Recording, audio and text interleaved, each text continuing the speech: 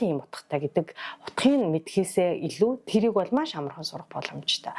Мэдхээсээ илүү өөрийнхөө зүүн совин дээрээ нөгөө сүнснийхаа хөгжил дээрээ анхаарал эхлэх юм бол дараа нь энэ картны утга олох нь бол маш амархан. Тэгээ тэр хоёр чинь нийлээд ирэхээрээ яг гой бүрэн одоо тий картын уншлага болж гарах ёстой байдаг юм байлээ.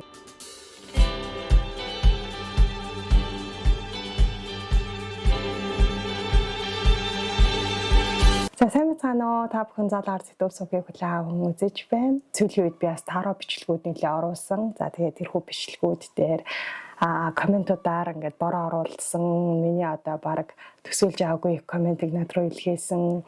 Маш гой сэтгэлүүдээ илгээж байсан та бүхэндээ маш их баярлалаа. Миний бичлэгүүдийн доор Google Drive-ийн линк байдаг. Та бүхэн сонирхсан асуултуудаа бас асууж болно гэсэн линк байдаг.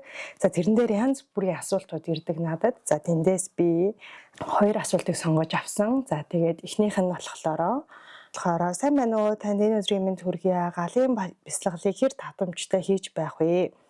Үндэс хүрдэг энэ бяцлаглуудын альнаас нь эхэлж хийх вэ гэсэн байна. За тэгэхээр миний YouTube суваг дээр сүүлийн 6 сарын хугацаанд нийт 19 бяцлал орсон байгаа.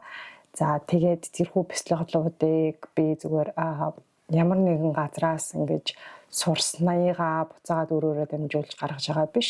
Яг оригинал хөлбраараа одоо бичигдээж надад орж ирсэн мэдээллээс нь буулгаж ингэж бичсэн бяцлаглууд байгаа. За тэгээд анх төлөвлөснөөр болвол яг 21 ширхэг бяцлал орж агаад тэгээд тэрнийг багц одоо хичээл болж буuna гэж ингэж төлөвлөж исэн гэхээс илүү би ер нь зүгээр тэгж мэдэрч исэн гэсэн үг. Тэгээ одоогоор 19 бяцлал орсон байгаа, 2 дутуу байгаа. За тэгээд 2 бяцлаглаа тухайн цаг хугацаанд нь бас бичээд оруулна.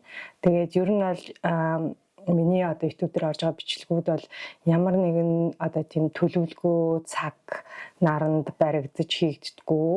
Зүгээр цаанаасаа л орж ирсэн үед нь хийдэг. Зарим 7 хоногт 3 бичлэг хийдэг, зарим үед 1 сар одоо байхгүй алга болдог ч юм уу те. Тэгэхээр ингээд цаанаасаа л өөрөөсөө л ундарч гаргаж ирж байгаа. Яг тэр байдлаар нь цаанаасаа л одоо яаж ормоор байгаа мэдрэмж төрж байгаа юм те. Яг тэрүүгээрээ мэдрэмжэл буулгаж хүргэж байгаа. За тэгээд сэдвэн ч гэсэн одоо ийм сэдв байвал гоё юм шиг байна ч гэдэм үү.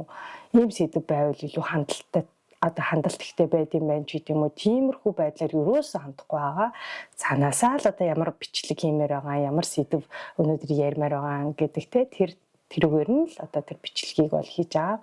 За тэгээд тийм учраас за тэгээ саяны бяцлаглуудыг дараалж одоо хийж болох уу гэдэг асуултанд одоо хариулахын хувьд болохоор энэ бяцлаглууд бол юм дараалсан хэлбэртэй бол биш. Одоо хамгийн эхэлж орсон буюу одоо 1 сард орсон бяцлал нь одоо эхний хичээл тэгээ дараагийнх нь 2 дахь хичээл гэсэн тийм одоо дараалал бол ерөөсөө байхгүй. Альнаас нь ч эхэлж хийж болно. За тэгээд алийн зарим нэгийг бас хийхгүй ч байсан болно. За тэгээд зөвхөн 1 бяцлал 1 2 бяцлаглыг сонгож аваад тэрийгэ хийдэг байсан ч болно. За тэгээд хэр удаан хийх вэ гэж хэр удаан хийхийг бол та л өөрөө бас мэднэ. Бүх зүйл маш гоё чөлөөтэй юм урсгал одоо ус мэт гэж хэлдэг те. Ингээд цаанаасаа л өөрөө яаж хиймээр байгаа яг тэрүүгээрээ л ингээл явж явах хэвээр. Бид нар ер нь бол ингээд өнөөдрийг хүртэл ирсэн амьдралынхаа одоо тасад сурсан тэр зүйл нь болохоор яг л нэг тийм стандартын дагуу нэг тогтсон дэг журмын дагуу те бид нар бол одоо ингэж ирсэн шүү дээ. Одоо хичээл ном дээр хүртэл ажил дээр хүртэл бид нар дандаа тийм байсан. Тэгээ тийм байдлаараа бусдаас одоо зүгээр энгийн YouTube суваг дээр байгаа ингээд бичлэгийг хүртэл яаж хийх үү, хэд хоног хийх үү, яах үү гэдэг юм зааварчилгаа хүсдэг.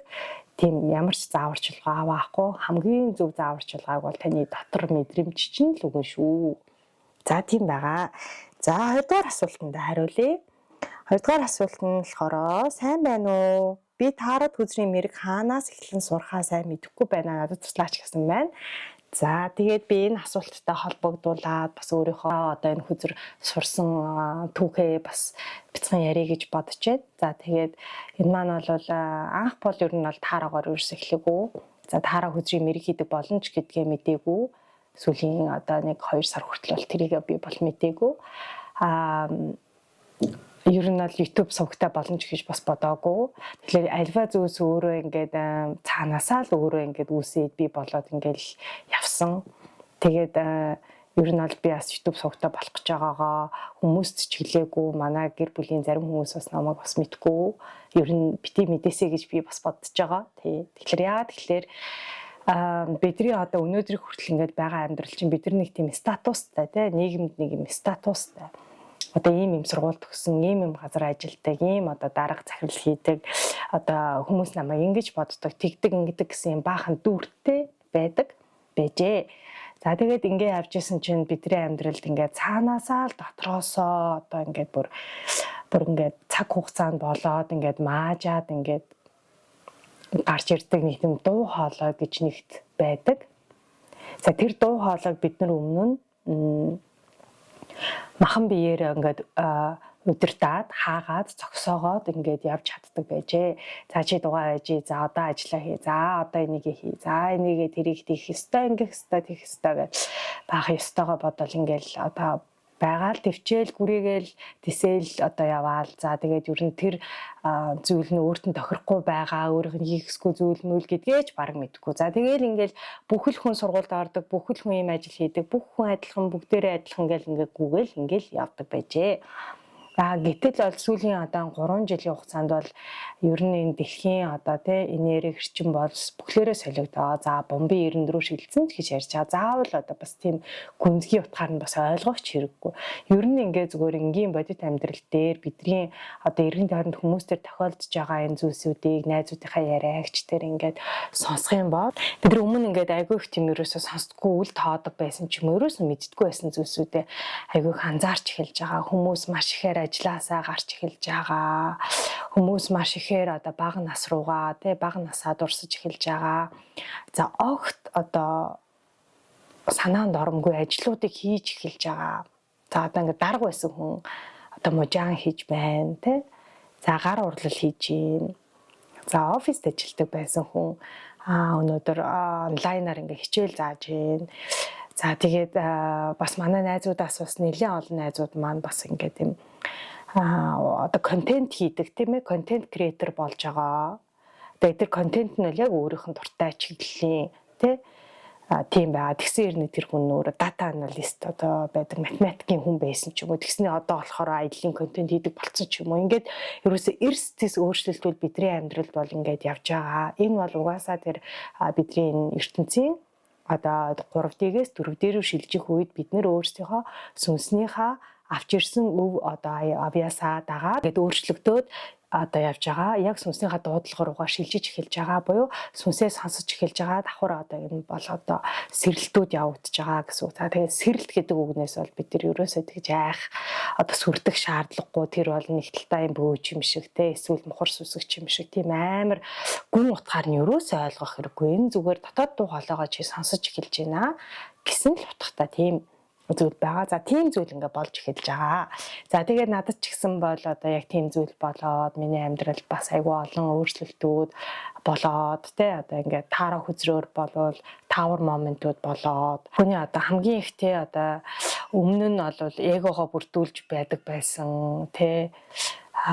тэр хүнийг өөрийгөө би бол энэ зүйл энээс бүтсэн энэ бол миний хамгийн чухал зүйл гэж бодож исэн зүйлүүд дээр наваачиж хөндөж ингэж одоо тийм тавар моментууд сэгсрэгтэй тийм моментууд бол гарч эхэлжсэн. За тэгээд надад ч гэсэн миний амьдралд бол яг тийм талбарууд дээр юм сэгсрэлтүүд явагдаад за тэгээд эренгүүт би ер нь бол өөртөө маш их юм ажиллах шаардлагатай шахаанд бол орсон. Угаасаа тийм шахаанд орж эхэлсэн гэсэн үг цаанаасаа л. За тэгээд тийм учраас одоо бяцлал хийдэг болоод тэгээд сүүлийн 3 жил яг бяцлаглаар хичээлээд ингээд явсан. За тэгээд шат ингээд өөрийнхөө хэмжээнд бол ингээд бага ахилтуудыг бол ингээд шатаар хийгээд ингээд явж байгаа. За тэгээд ингээд явж исэн чинь би ингээд багасаа л юм одоо тийм камер, микрофон гэдэг юмд дуртай байсан, ер нь сэтгүүлч болъё гэж хүсдэг байсан. Бас ингээд бичих дуртай байсан. Одоо ч ер нь бичих дуртай За тийм байсан гэдэг одоо тэр миний бага насны хүслүүд маань бүр ихээр надад ингээд бүр төрөөд ингээд байж ингээд төвчгүйгээр ингээд маш их хүрдэг. Тэгээ дээрээс нь тэр төрөлийнхөө юмнуудаа хийхлээр би өөрөө ингээд цаанаасаа бүр ингээд маш гоё мэдрэмж авдаг. За тийм байсан. Тэгээ ер нь бол бага насаа айгүйх тийм санагал заад тий одоо ингээд миний хоббинууд маань ч гэсэн ерөөсөө л тэрлүү чиглэгдсэн юмнууд хийдэг. Хин ч одоо чи энэ ном тэр номыг уншгийгүйсэн ч би яг тэр чиглэлийнхаа одоо энэ сүнслэг байдлын тухай номнууд уншдаг. За тэгэл одоо контентууд одоо шил YouTube дээр яаж хийж байгаа тэр мэрийг ингээд өөрөө сураал ингээд судлаал тий ингээд за тэгэл одоо камера одоо микрофон энтрүүдээ өөрөө аваад ингээд бүхэл юм цаанаасаа өөрөөсөө хин ч одоо хүчлээгүй байсан ч гэсэн ингээд цаанаасаа л хиймэр санагдаад за ингэж жагаад энэ оны 1 сард ингээд YouTube сувгтай болсон. YouTube сувг дээрээ дамжуулаад олон юм бяцлаглууд за тэгээд ер нь бол юм өөртөөгөө ижил төрлийн одоо тийм ээ үйлзэл таарах тэ ижил төрлийн юм сонирхдаг хүмүүст ингээд өөрөөхөө сурч мэдсэн зүйлийг ингээд хуваалцах. За тэгээд ер нь одоо бид нар ингээд яг амьдрал дээрээ бас ингээд уулзаж чадахгүй ч гэсэн энэ контентын цаанаас бас хүмүүсэд ийм туслах бас боломжтой. Яг нэг ийм мухардал гацаанд одоо орцсон байгаа тийм хүмүүст одоо ингээд 10 минут 15 минутын ч гэсэн ийм одоо ямар нэгэн контентоор дамжуулаад бас ийм тусламж үзүүлэх боломжтой юм байна гэсэн ийм мэдрэмж төрсөн учраас YouTube сувг анх одоо нэгэд оруулсан байгаа. За тэгээд эхлээд бол яг бяцлал дээр төвлөрөөд ингээд явж байгаад за тэгээд таараа хүзрийн мэрэг хиймээр санагдаад эхэлсэн юм. За тэгээд таараа бол би өмнө бас сүүлийн 2 жил өөрөө байгуу туртай байсан. За тэгээд таараа гэдэг одоо энэ карт болвол өөрөө юу шүү дээ. Зүгээр юм түүл ахгүй түүл одоо үсэг гэх юм уу? За одоо үсэг гэх юм уу? Одоо үзэг гэх юм уу? Тэ зүгээр л юм түүл байгаа. За тэгээд энэ одоо ингээд дангаараа бид нар ингээд дангаараа ингээд зүгээр байлаа гэж бодоход одоо мэдээллүүдийг шууд ингээд амжуулахад болохоор бас ингээд очир дутагдaltaа. Тэгээд яагаад гэж аваа гэхээр суурь нь өөрөө энэ маань яг юм сүнслэг байдал мэдрэмжин дээр суурлаж бол мэдээллийг одоо уншдаг. Тэгэхээс зүгээр одоо энэ картуудыг бүгдийн утгнуудын чэйжлэл одоо ингээд уншлах юм гэх юм бол энэ бол айгүй учир дутагдaltaа болоод ирдэг. За анх би бол 2 жилийн өмнөөс ингээд гадны одоо YouTube-уудыг үздэг байсан. Таараа картуудын уншлагуудыг ингээ үзэж явж байгаад за тэгээд дараа нэг юм жижигхэн одоо юм 78 картыг ингээд тайлбарласан нэг юм жижигхэн онлайн сургалт авч үзсэн. Тэр нь сарын чөлөө. За тэрэн дээр одоо нэгээр нэг картуудыг ингээ зүгээр тайлбарлана гэсэн. За энэ карт бол тийм утгатай. Тэр карт бол тийм утгатай гэсэн 78 юм утга байхгүй юу? Утгатай за тэгээд нэг картын цаанаа бас 3 4 утгатай ч юм уу тийм л ийм утгууд байгаа. За тэгэхээр таараа хүзэр хийж сурахын тулд бол эхлээд за мэдээж тэр нэг одоо 78 ширхэг картынхаа утгуудыг одоо ойлгож мэдэх хэрэгтэй гэсэн. За тэрийг бол заавал ямар нэгэн сургалтанд бол суух шаардлагагүй. Гэтэ зөндөө сургалтууд байгаа. Зүгээр онлайнаар фэйсбүүкээс хайсан ч одоо монгол сургалтууд бол зөндөө байгаа. За тийм сургалтанд сууж болно. Тэр сургалтанд дээр юу заадаг вэ гэхээр 78 картынх нь одоо утгуудыг л зааж байгаа. За тэгээд одоо мэдгүй ингээд өрөөд тавиад одоо ингээд тавьснаасаа одоо хамааруулад ингээд тайлж болно. За ингээд үргэлжилсэн байдлаар тайлж болно. Эсвэл доорондоо тавихаар энэ картыг туслах карт болно гэх мэтчлээ. Айгүй ерөнхий зүйлсийг тайлбарлана. За тэрийг бол нэг тийм заавал сургалтанд суух бас шаардлагатай бол биш. Зүгээр ChatGPT ашиглаад ч юм уу утгуудыг мэдчих боломжтой. Гэхдээ утга мэдлээгээд миний мэдрэмжээр бол таараг бүрэн тайлж унших боломж маш бага 30% таа. За 30% таа л гэж хэлэх юм байна да. За үлдсэн 70% нь яаж орж ирж байгаа вэ гэхлээр нөгөө картуудаа дэлгээд тавьчлаа. За ерөнхий утгуудаа мэдэж байсан ч мэдрэмж толгой дотор гэх юм уу дотор одоо энэ сэтгэл дотор гэх юм уу ийм өгүүлбэрээр нийлж ингэж орж ирдэг. За тийм байгаа. Тэгэнгүүт ингээд би нэг одоо миний шин бол таараа дээр ингээд үргэлжилсэн стори яриад байгаа юм шиг ингээд хүүрнээд яваад байдаг. Тэр ингээд хүүрнээд байгаа өгүүлбэрүүд нь болохоор цаанаасаа л ингээд дотроосоо ингээд картуудаа харангуут өсөг нийлсэн одоо үгийг одоо ном уншиж өгч байгаа юм шиг. Эдгээр бол төрөний хэлж байгаа үсэг ч юм уу үгнүүд шүү дээ. Эдрийг ингээд нийлүүлээд янгууд бүр ингээд урт өгүүлбэрүүд болж задраад тэгээд тэрийг нь би зүгээр уншиж өгөөл байгаа юм шиг байхгүй. Тэгээд тэр өгүүлбэрүүд нь болохоор дотроос л ингээд орж эхлээд ингээд байдаг. Тэгээд би яг тэр бичлэгүүдээ өөрөө дараа нь үздэггүй, эдит хийдэггүй, шууд л нийлүүлээл аплод хийгээд оруулдаг. За тэр 50 минутын бичлэгийг бол тэгээ засаад өөрөө дахиж үзээд авах үнэхээр одоо тийм сонирхол тийм цаг зав байхгүй учраас шууд их хуваар нь бичээл оруулж байгаа. Гэхдээ дараа нь би бол тэр ямар групп дээр юу ярьснаа бол өөрөө мэдэхгүй. Яг тэр ингээ хөзрүүдэд илгээд тавьсан үед цаанаасаа л энэ өөрөө л ингээл одоо энэ картуудаа харах үед ингээл орж ирээд л байдаг л да. Тэгэхээр орж ирээд байгаа тэр зүйл нь юу вэ гэхээр нөгөө ингээд нэлээд хэдэн жил ингээд бясалгал хийчихсэн учраас одоо ингээд бидний титэм хүрд болон мэлмийн хүрд энэ хоёр хүр дээрээ дамжуулаад бид нар мэдээллийг авж байгаа. За тэр мэдээллийгээ одоо аваад тэр нь хүзрийнхээ утгатай нийлээд ирэнгүүт ийм хөөрөнсөн байдлаар өгүүлбэрүүд ингээд орж цуваад ингээд гарч эхэлж байгаа гэсэн. Тэгэхээр таараа хүзэр хийж одоо таараа хүзрийн мэрэг хийж сурмаар байгаа болвол шууд одоо хүзрийнхээ мэрэгний тайлбаруудыг л энийг л би сурчих юм бол энэ бол одоо ийм хааны аягтай хүзэр бол ийм утгатай гэдэг утгыг мэдхээсээ илүү тэрийг бол маш амархан сурах боломжтой. Мэдхээсээ илүү өөрийнхөө зүүн совин дээрээ нөгөө сүнснийхээ хөгжил дээрээ анхаарал эхлэх юм бол дараа нь энэ картны утга олох нь бол маш амархан. Тэгээ тэр хоёр чинь нийлээд ирэхээрээ яг гой бүрэн одоо тий картын уншлага болж гарах ёстой байдаг юм байлээ. За тэгээд тэрэн дээрээ нэмэх нь зурхаа астрологийн зурхаануудыг холиод ирэх юм бол бүр гой цогцсон уншлага болох ёстой. Хүзрийн мэрэгний сурмаар байгаа бол өөрийнхөө сүнсний хөгжил дээрээ бясалгалуудаар одоо өөрийнхөө сүнсээ сайн сэрээгээд дотоод одоо сүнс буюу дээд биетэйгээ болон тэднэртэйгээ сайн харьцаад одоо чаннелинг хийн гэж яриад байгаа тий мэдээлэл буулгаж өөрлөгөө авч чаддаг болчих юм бол дараа нь хүзэрч байна уу, зоосч байна уу, чулууч байна уу аливаар нь ч татсан ерөнхийдөө мэдээллүүд чи аюу гой стори байдлаар ингэж орж ирэх боломжтой болдог юм шиг надад санагдаж байгаа. За тэгтээ би бол өөрийнхөө уншлагуудад одоо стил нэг тийм итгэхгүй гэдэг юм уу да ингээл ярьсныхаа дараа ингээ эргэлзээд энэ одоо яг сая би яг юу ярьчваа гэд ингээ эргэлзээд энэ одоо ингээл 80 коммент орж ирсэн чинь аюулаа ингээ таарахгүй юу яриад байгаа гэдэг коммент орж ирэх үедээ гэд анх бодож исэн. Тэгээд тэгсэн чинь хүмүүс ингээ таарлаа гэд яаж ингэж мэдтiin тэр гэд баахан тийм юмнууд ирсэн. Тэгээд би ер нь бол гайхаад нэрнгэсээ бас юм бид нар чи ингээд өөрийнхөө бас зүүн совин тэ орж ирж байгаа мэдээллийг бид нар амьдрал дээрээ ч гэсэн бас айгүй хэсэргүүцэж ингэж боддtiin байна гэдгээ бас харж байгаа байхгүй арай чи юм байх боломжгүй тэгээд ингээд өөрийнхөө лог юм дүгнэлтийг хийгээд байдаг боловч бас бидний зүүн совин дотоод дуу хоолой өөрөө үнэн байх одоо боломжтой хэрвээ сэрэж чадах юм бол гэдгийг бас эндээс харсан байгаа. За тэгээд төгсгөлд нь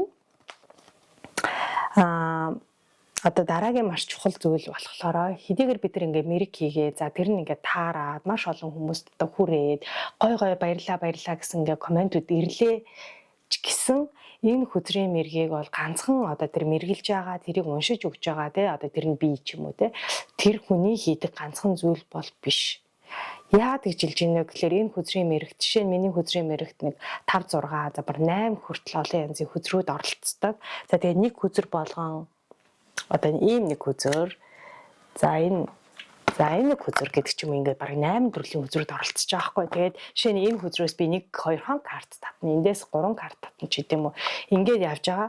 Тэгэд ингэхээр яаж авах гэхээр эн чинь бараг 8 төрлийн одоо хүзрүүд орж иж нэг бүтэн цогц уншлага болж байгаа. Хүзэр болгон өөр гэсэн үүргүүдийг гүйцэтгээд тухайн уншлага дээр яг ингээд тодруулга дээр үүргүүдийг гүйцэтгээд ингээд орж байгаа буюу одоо эдгээр чинь та бидний хувьд бол ингээд баг байхгүй. Одоо бидний одоо нэг хилцсээр яах юм бол одоо мэрэгчлэтнүүд, ажилтнууд гэсэн үг.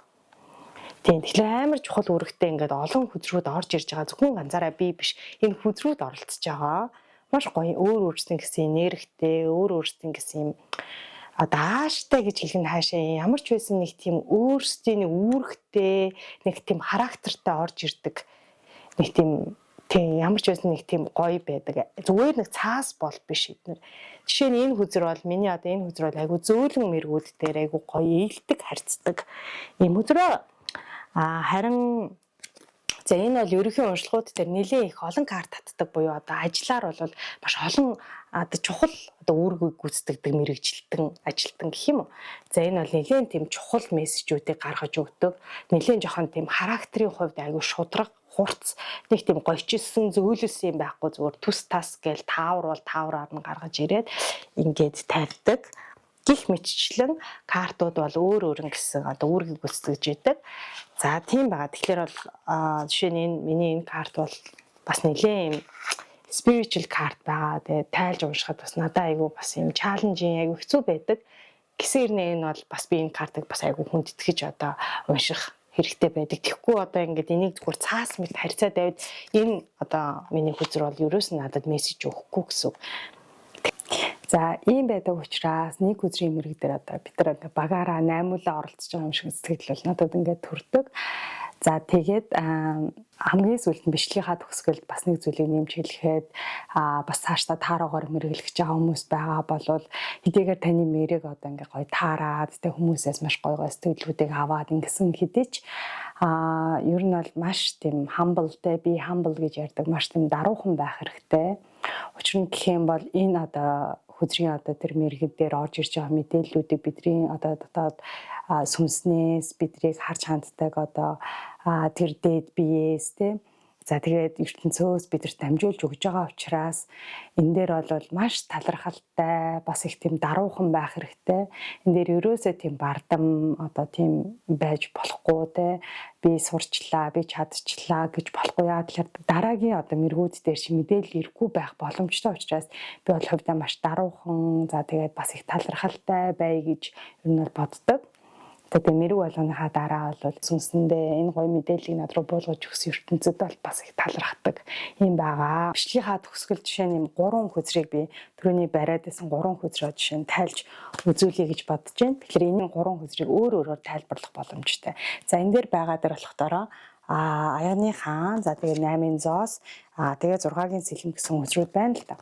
За жишээ нь энэ 3 хөзөр ингээд дамнаад гараад ирлээ гэж бодоход энийг одоо нэг талаараа юу гэж тайлбарлаж болох вэ гэхлээр за энэ бол хайр сэтгэлтэй холбоотой уншлага байна гэж тайлбарлаж болно. Ажилтай холбоотой уншлага байна гэж тайлбарлаж бас болно. Яаж ч юу нь бол тайлбарлаж болох байхгүй юу? За хөзрийнхаа тайлбараас нь хүйж байгаа бол яаж ч юу нь бол тайлж уншиж болно гэсэн юм шиг хайр сэтгэлийн уншлага юм шиг тийм мэдрэмж төрүүл юу гэж хэлэх вэ гэхлээр за ингээд өөрийнхөө аягны хаан гэхэлэр өөрийнхөө хайртай байсан тий хайр сэтгэлээ өгж байсан тэр эрэгтэй хүнтэйгээ удаан ингээд хамт харилцаатай байсан хүн нь одоо өөрөөс нь холдоод ингээд явж байгаа юм байна. Тэр хүнээсээ салсан юм байна гэж тайлбарлаж болно. За эсвэл хамаг зүрх сэтгэлээ өгж ажиллаж байсан одоо тий урт хугацаанд ажиллаж байсан ажлаасаа та гарч байгаа байна гэж тайлбарлаж болно. Ер нь бол яаж тайлбарлаж болно гэсэн үг. Тэгэхээр одоо энэ хүү асуултыг асуусан хүнд хандаж хэлэхэд болохоор ингээ хүзрийн тайлбар гэхээсээ илүү өөрийнхөө титэн болон мэгмийн хүрдийг сайжруулах дээрээ бас анхаарах хэрэгтэй гэдэг зөвлөгөө өгье. За тэгээд мөн одоо хоолойн хүрд болын таараа уншлаган дээр маш чухал үүрэг гүйцэтгэж орж ирдэг. Яа тэгэхээр бид нар энэ дээр орж ирж байгаа мэдээллийг одоо ингээд хоолоогоо дамжуулаад ярьж стори байдлаар хүүрнэж ингэж өгж байгаа. Тийм учраас хоолойн хүрд маань өөрөө блоктой байгаад ирэх юм бол бид нар одоо энэ мэргийг тайлж одоо хэлэхэд нөө сонсож байгаа хүнийхээ сэтгэлд хүрэхгүй байх, сонсож байгаа хүнд амар тэртэй сонсогдох. За тэгээд сонсох хэрнээ сайн ойлгохгүй юу ч ойлгохгүй байх. Тиймэрхүү асуудлууд байж болно. Эсвэл өөрөө ингээд үгээр илэрхийлэхдээ үг маань ингээд нэг л гарч өгөхгүй байх.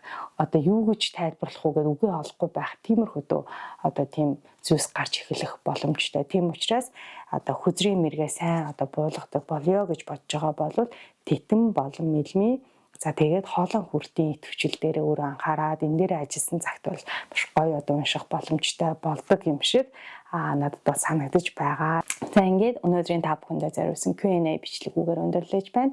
Дараагийн гоё контентуудаар иргэн уулзах болно. Баярлалаа.